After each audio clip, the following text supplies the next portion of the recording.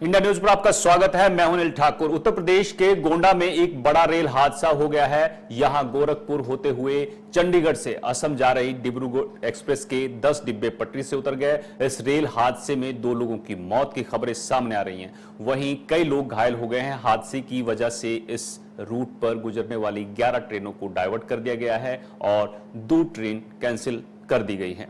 तो आपको बता दें कि चंडीगढ़ से डिब्रूगढ़ जा रही ट्रेन हादसे का शिकार हुई है और राहत बचाव कार्य जो है मौके पर जारी है।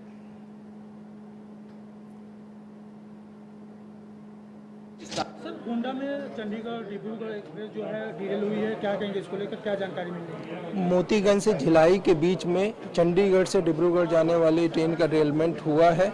वहाँ पर मेडिकल वैन जो रेलवे की होती है ARME वो साइट पर पहुँच गई है और राहत बचाव का कार्य शुरू कर दिया गया है। एक हेल्पलाइन नंबर भी हम लोगों ने इस्टेब्लिश किया है। लखनऊ में जो हेल्पलाइन नंबर इस्टेब्लिश हुआ है वो आपको बता देते हैं 8957409292। गोंडा में जो हेल्पलाइन नंबर इस्टेब्लिश हुआ है वो है 8957400965। तो इस हेल्पलाइन नंबर को इस्टेब्लिश कर दिया गया है। राहत बचाव का कार्य जारी है। जो हमारे रेलवे के ऑफिसर्स हैं वो साइट पे पहुंच गए हैं। महाप्रबंधक सुश्री सौम्या माथुर जी भी साइट के लिए निकल गई हैं। जो प्रिंसिपल चीफ सेफ्टी ऑफिसर होते हैं वो भी साइट के लिए निकल गए हैं। राहत बचाव का कार्य जारी है। सर, कितने बजे की घटना है और कितनी गाड़ियाँ डिरेल हुई है? ये 14:37 की घटना है। जो प्राइमरी इंफॉर्मेशन हम लोगों को मिली है उसके हिसाब से 4 से 5 कोच ड्रिल हुए हैं जो पटरी से उतरे हैं और राहत बचाव की जो टीमें हैं वो रेलवे की वो साइट पे पहुंच गए हैं। मेडिकल वैन साइट पे पहुंच गई है। जो हमारे डॉक्टर्स हैं वो साइट पे पहुंच गए हैं। हमारी पहली प्रायोरिटी है कि जल्द से जल्द जो है वहाँ राहत के बचाव का कार्य पूरा किया जाए। किसी के हताहत होने की भी सूचना है? अभी जैसे ही आगे की सूचना मिलेगी तो आप लोगों को सूचित किया जाएगा। सर, कोई ट्रेनें बाधित है अभी इसको लेकर? हाँ, इसके लिए कुछ ट्रेनों का डायवर्सन हम लोग कर रहे हैं। उसकी सूचना थोड़ी देर में दी जाएगी। हिमाचल के मुख्यमंत्री सुखविंदर सिंह सुक्खू दिल्ली दौरे पर हैं। उन्होंने सोमवार को प्रधानमंत्री नरेंद्र मोदी से मुलाकात की, फिर केंद्रीय मंत्री गृह मंत्री अमित शाह से मुलाकात की और इसके बाद आज कांग्रेस महासचिव प्रियंका गांधी से भी उन्होंने मुलाकात की। साथ ही JP नड्डा से भी वो मिले हैं। कई अहम मुद्दों पर प्रियंका गांधी से मुलाकात की। साथ ही प्रदेश में चल रही जिन जनहितकारी योजनाओं और विकास के कार्यों के संदर्भ में भी दोनों में चर्चा हुई। प्रियंका गांधी का जन मुद्दों को लेकर समर्पण और हिमाचल के लोगों को लगाव हमेशा प्रेरित करता रहेगा, ये CM ने कहा।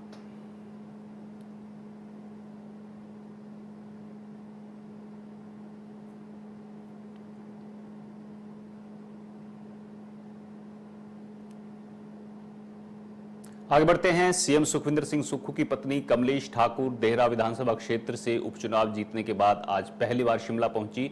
शिमला स्थित CM के सरकारी आवास ओक ओवर में उनका ढोल नगाड़ों के साथ स्वागत किया गया। इस दौरान उनके साथ सैकड़ों की तादाद में जो हैं कांग्रेस पार्टी के समर्थक भी मौजूद रहे और जीत की बधाई दी। तो ये तस्वीरें आप देख सकते हैं कि जब जीत के बाद पहली बार शिमला पहुंची हैं CM की धर्मपत्नी कमलेश ठाकुर, तो उनका स्वागत किस तरह से ढोल नगाड़ों के साथ किया गया।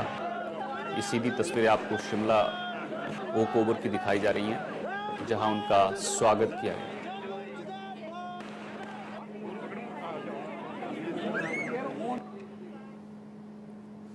कांग्रेस राष्ट्रीय प्रवक्ता और ठियोग विधानसभा क्षेत्र के विधायक कुलदीप सिंह राठौर ने कहा कि शिमला का सेब अल्टरनेरिया रोग की चपेट में आ गया है, जिससे बागवानों की मुश्किलें बढ़ गई है। उन्होंने मांग की है इस बीमारी को तुरंत महामारी घोषित किया जाए और केंद्र सरकार इस पर संज्ञान ले। उन्होंने कहा सेब उद्योग मुश्किल दौर से गुजर रहा है, हर साल कोई ना कोई दिक्कत आती है। साथ ही उन्होंने कहा कि CM सुखविंदर सिंह सुक्खू इस मुद्दे को केंद्र सरकार से उठाएंगे ताकि केंद्र सरकार जल्द टीमें भेजकर राहत दे।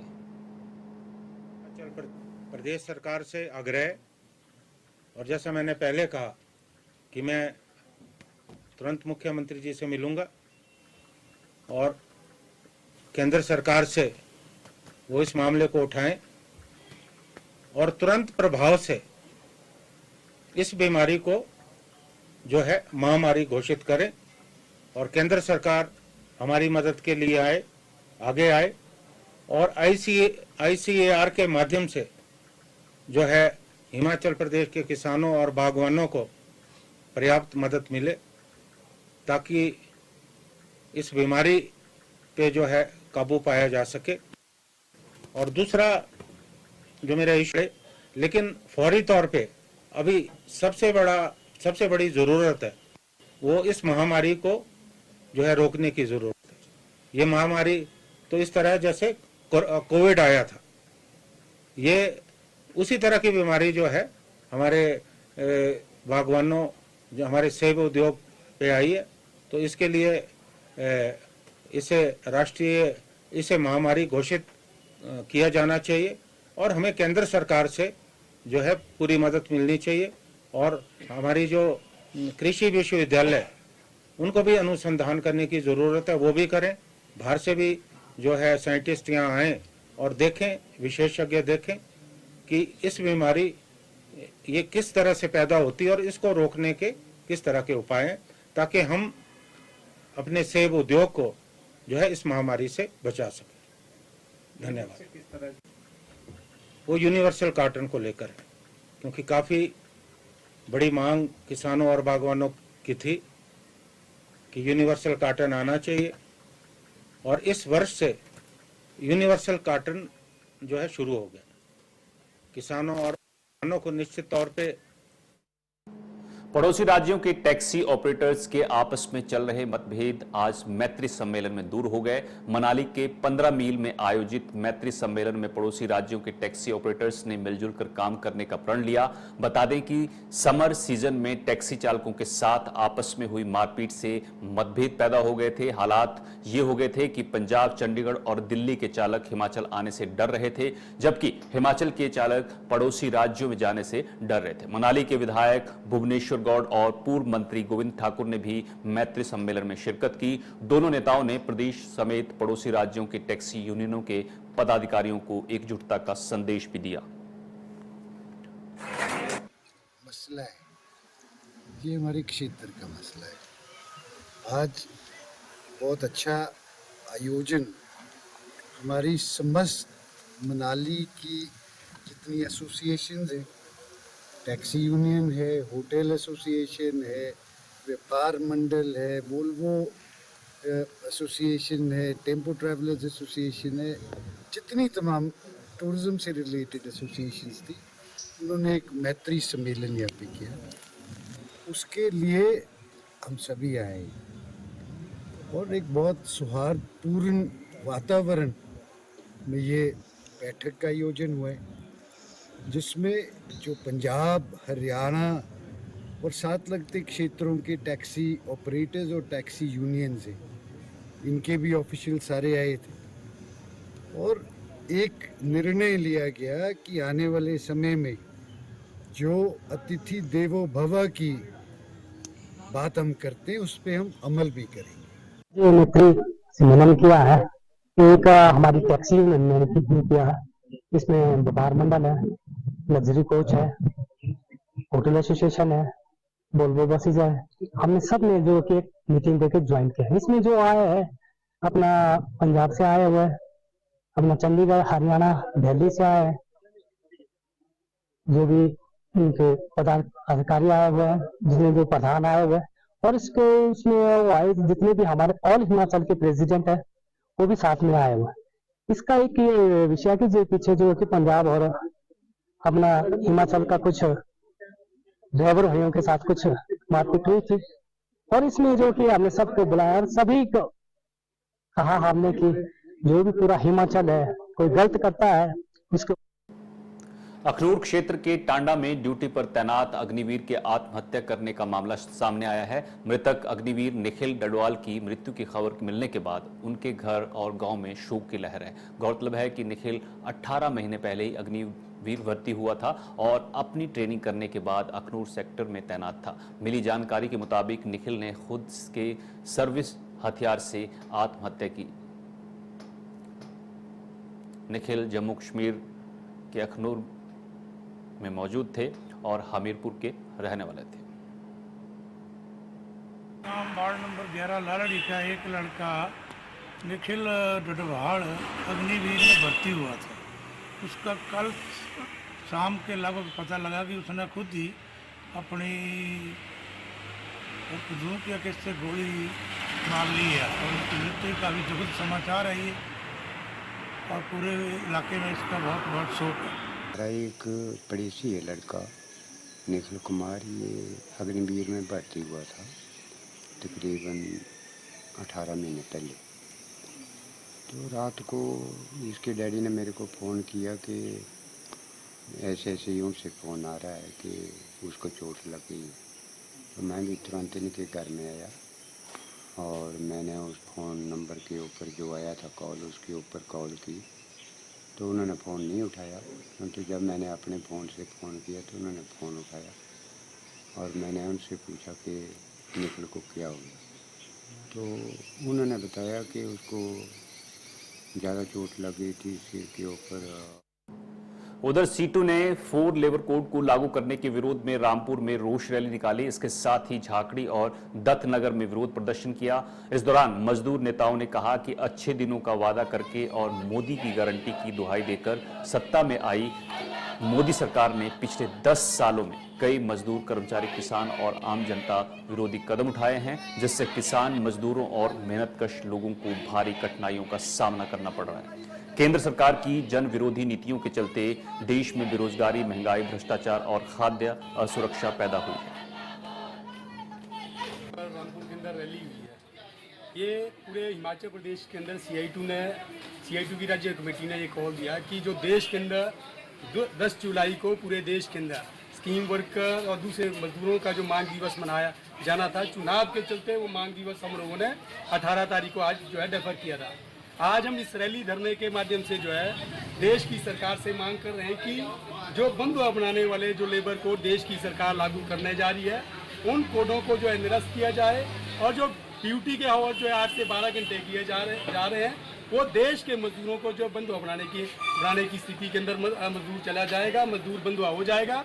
दूसरा जो है जितने भी स्कीम वर्कर को चाहे केंद्र की सरकार है चाहे राज्य की सरकार है, कोई भी सरकार इनके पक्ष में जो ये मांग कर रहे हैं उन नीतियों को जो है लागू नहीं कर रहे। हिमाचल प्रदेश के हाई कोर्ट ने जो है मिड डे मील के पक्ष में और एक ऑर्डर दिया, आदेश दिया, जिसके तहत ये कहा गया कि मिड डे मील के मजदूरों को 12 महीने का तनख्वाह मिलना चाहिए, परंतु हिमाचल प्रदेश की कांग्रेस की सरकार उस ऑर्डर को लागू नहीं करी है, जिससे जो है मजदूर को 2 महीने का एक्स्ट्रा तनख्वाह मिलना। दूसरा जो है सुप्रीम कोर्ट ने एक ऑर्डर दिया है आंगनवाड़ी के मामले में कि आंगनवाड़ी के वर्कर को जो है 60 साल के बाद उनको ग्रेच्युटी मिलनी है, परंतु हमारे हिमाचल प्रदेश की कांग्रेस की सरकार, केंद्र की मोदी सरकार और हिमाचल प्रदेश की कांग्रेस सरकार इन नीतियों को जो मजदूरों के पक्ष में उनको जो है लागू नहीं कर रही है, जिसके चलते जो है आज हम लोग जो ये धरना प्रदर्शन आज रामपुर के अंदर कर रहे हैं। उधर चंबा के भरमौर में इस बार श्री मणि महेश यात्रा के दौरान 2 हेलीकॉप्टरों की व्यवस्था करने के प्रयास किए जा रहे हैं। इस बारे में भरमौर के कार्यकारी एडीएम कुलवीर राणा ने जानकारी देते हुए बताया कि इस बार मणि महेश यात्रा की आधिकारिक तारीख जो है 26 अगस्त से 11 सितंबर की है। मंगलवार हेलीकॉप्टर सेवा थोड़ा पहले शुरू करने की शर्त टेंडर प्रक्रिया में डाली गई है, जिसमें इसे 22 अगस्त से शुरू करने की व्यवस्था की जा रही है और 11 सितंबर तक जारी रहेगी। हेलीकॉप्टर हमने जो टेंडर में भी जो डाला हुआ है, हम तो वैसे 22 अगस्त से हमने इसको 22 अगस्त से लेकर 11 सितंबर तक, वैसे यात्रा की आधिकारिक जो डेट्स हैं वो 26 अगस्त से 11 सितंबर तक हैं, 26 अगस्त से 11 सितंबर तक। पर हमने 22 अगस्त से थोड़ा एडवांस में ये हेलीकॉप्टर की सुविधा प्रोवाइड करने के लिए उसमें टेंडर में कंडीशन डाली है। और ये भी है कि अगर टेंडर जैसे समय पर ये हो जाएगा तो 8 अगस्त से हम इसकी एडवांस बुकिंग शुरू करेंगे। 8 अगस्त से ये बुकिंग शुरू होगी, हेलीकॉप्टर की एडवांस जो बुकिंग है, तो उसमें जो हमारी वेबसाइट है उसके माध्यम से जो भी इच्छुक हो हेलीकॉप्टर यात्रा करने की तो एडवांस बुकिंग भी वो कर सकते हैं। बाकी भी जो शेष जो प्रबंध है वो हमारे चल रहे हैं। जो हमारी चंबा से लेकर भरमौर की सड़क है उसमें भी बड़ी उच्च स्तर पर जो हमारे मंत्री हैं, ट्राइबल मिनिस्टर, उनकी अध्यक्षता में एक मीटिंग शिमला में 2 दिन पूर्व ही हुई है, जिसमें उन्होंने ENC और जो कंसर्न NH के जो अधिकारी हैं उनको इस रास्ते को मेंटेन यात्रा से पहले अच्छी स्थिति में लाने के लिए निर्देश दिए हैं। और वहाँ धन का प्रावधान और जो अन्य जो प्रबंध है उसके लिए भी उन्होंने इसके लिए आवश्यक निर्देश दिए हैं। और ये सड़क भी जो है ये यात्रा तक ये जो है हम इसकी जो रख रखाव है वो पूर्ण कर लेंगे। तो मेरा सभी से ये निवेदन है कि अपना जो यात्रा है उसको प्लान कर सकते हैं, और अगर कोई इस तरह की स्थिति होती है तो हम जो है अपने ऑफिशियल चैनल से जो इस तरह की सूचना।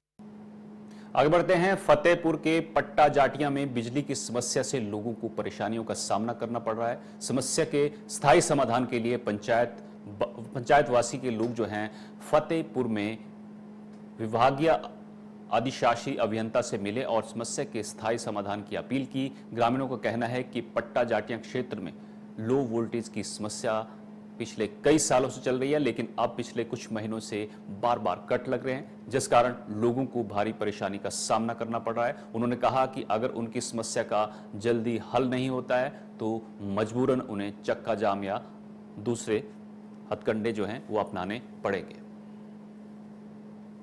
सर समस्या ये है कि लगातार जो है पिछले 2-3 महीने से जो है बिजली की ये समस्या बनी हुई है।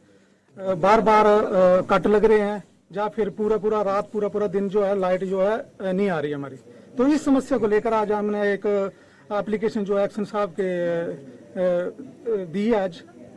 तो उनसे अभी बात हुई है, उनकी अभी मीटिंग चल रही है ऊपर। अच्छा। तो वो तो बाहर नहीं आए, लेकिन हमने अंदर जाकर उनसे अभी बात की। मतलब आपकी समस्या सुन ली उन्होंने? सुनी है सर, बात हुई है। तो क्या आश्वासन दिया उन्होंने? आश्वासन ये दिया कि हम जल्द से जल्द इसको करवाने की कोशिश करेंगे। तो इससे पहले कभी लिखित में रिटर्न में कभी कंप्लेंट नहीं करी? सर लिखित में 2-3 हमारी और कंप्लेनें थी, जैसे तार डाउन है, उनको लगभग 2 साल हो गए हमारे को बताते हुए। अच्छा। लेकिन उस पर कोई एक्शन नहीं हुआ। तो आपके जो एरिया में जेई होते हैं डिपार्टमेंट के, वो कितना कॉपरेट कर रहे हैं? जेई साहब को भी हमने बहुत बार कंप्लेन कर लिया। पिछले 3 साल से हम कंप्लेन कर रहे हैं कि हमारी इस समस्या को दूर करें, लेकिन आज तक कोई भी हमारा हल नहीं हो सका है। ट्रांसफार्मर के हमने दे रखा है, पिछले 3 साल से दे रखा है, तो बोलते कि हमने एस्टीमेट बना रखा है, लेकिन आज तक कोई उसके 3 साल से एस्टीमेट ही बना हुआ? हाँ, कोई कार्रवाई नहीं कोई कार्रवाई। इसको यथाशीघ्र हम करवाने की कोशिश करते हैं। क्या समस्या है इनकी? जो इन्होंने बताया वोल्टेज की, और जो एक जगह वो कम स्पैन है, अच्छा, उसका यथाशीघ्र करवाने की कोशिश करते हैं। तारों की कंप्लेंट है? तो कितना टाइम लगेगा इसको? टाइम तो अभी मैं कुछ नहीं बता सकता, पर यथाशीघ्र कर।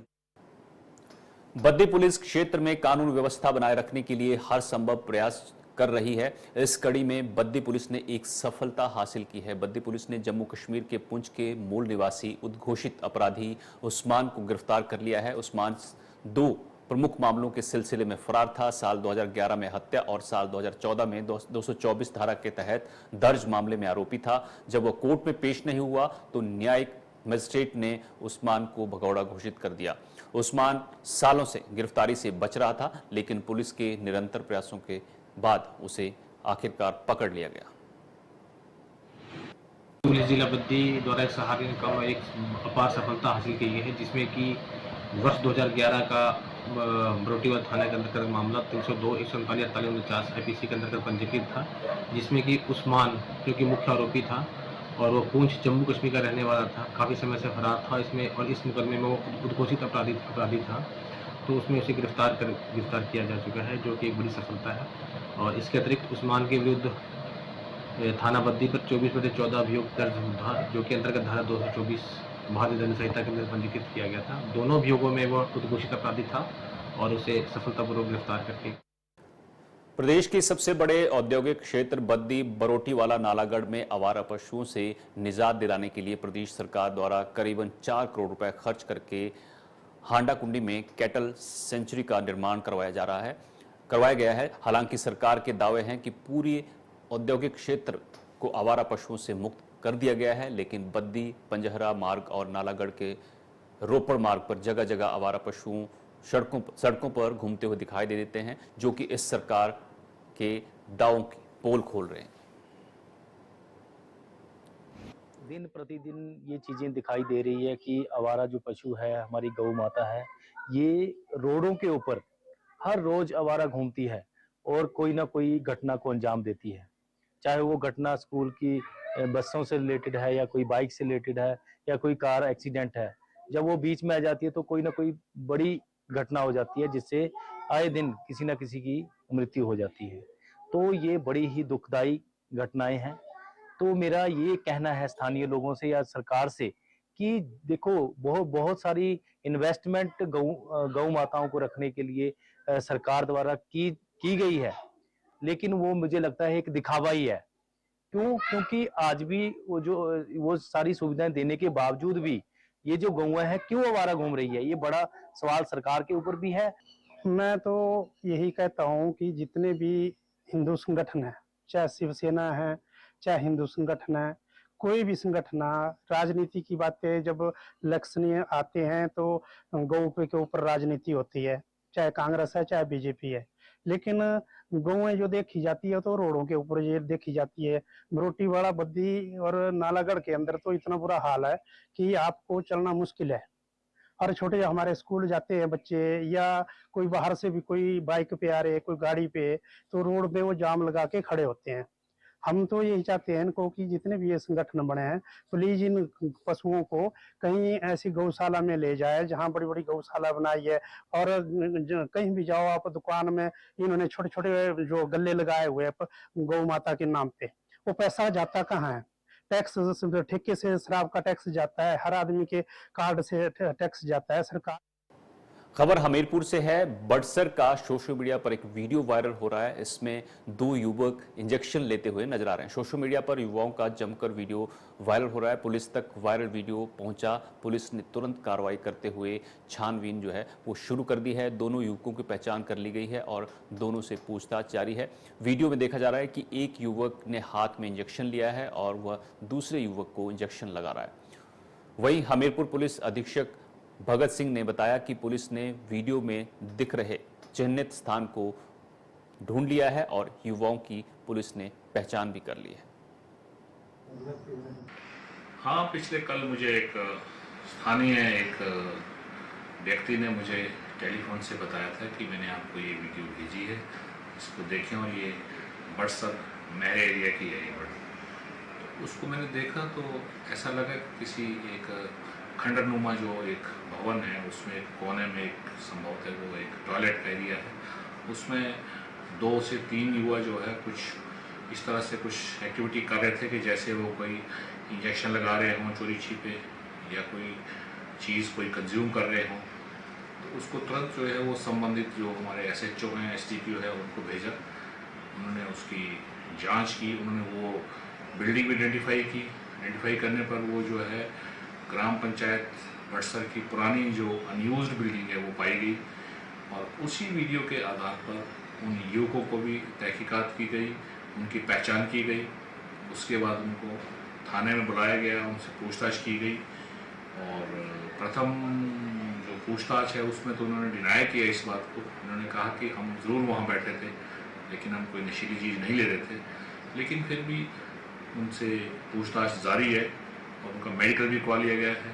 उस तरीके से भी हम कुछ असरटेन करने की कोशिश कर रहे हैं कि वास्तविकता सामने आए कि उन्होंने कुछ नशीली चीज़ का कोई सेवन किया।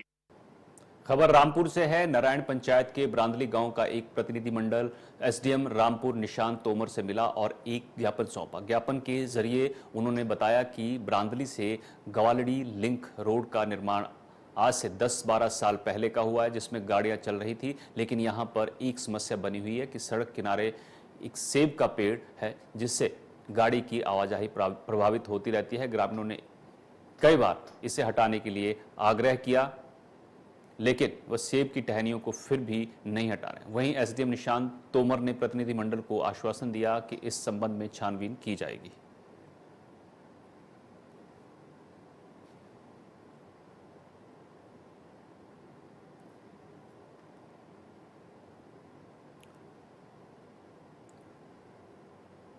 देश के मैदानी इलाकों में इस समय लोग गर्मी से परेशान हैं। इस गर्मी से राहत पाने के लिए सैकड़ों की संख्या में लोग पहाड़ों का रुख करने लगे हैं। बात की जाए तो इस समय सबसे ज्यादा सैलानी हिमाचल प्रदेश के चंबा जिले में पहुंच रहे हैं और इन पहाड़ों की सुंदरता के साथ साथ ठंडी हवाओं का भरपूर लुत्फ उठा रहे हैं। चंबा जिले के अंतर्गत पड़ने वाला यह खूबसूरत विश्व प्रसिद्ध पर्यटक स्थल खजियार है।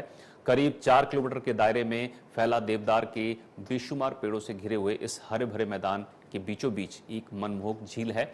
इस खूबसूरत पर्यटक स्थल को 4 चांद लगा देती है। बता दें कि इस पर्यटक स्थल को मिनी स्विट्जरलैंड के नाम से भी जाना जाता है, जिसको देखने हर साल लाखों की संख्या में सैलानी पहुंचते हैं। इस बार प्राकृतिक सौंदर्य का भरपूर आनंद भी उठा रहे हैं। जो तस्वीरें देख सकते हैं आप, कितनी खूबसूरत तस्वीरें हैं।